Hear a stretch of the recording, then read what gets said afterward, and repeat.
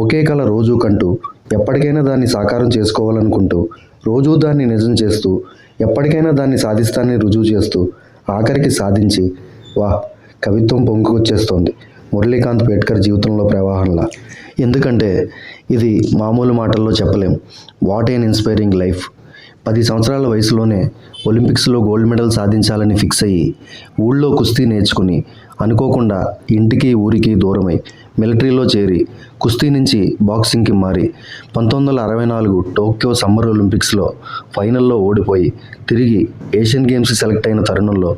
1965లో కశ్మీర్లో పాకిస్తాన్తో జరిగిన యుద్ధంలో 9 బుల్లెట్లు తగిలి 2 నెలలు కోమాలో ఉండి వెన్నుపూసలో ఒక బుల్లెట్ ఉండిపోవడంతో కాళ్ళు చచ్చిపడిపోయి వీల్చైర్కే పరిమితమైన కుంగిపోకుండా స్విమ్మింగ్ను ఎంచుకుని అందులో ఇండియా నుంచి 1972లో మ్యూనిచ్లో జరిగిన పారా ఒలింపిక్స్లో స్విమ్మింగ్లో గోల్డ్ మెడల్ సాధించడం వరకు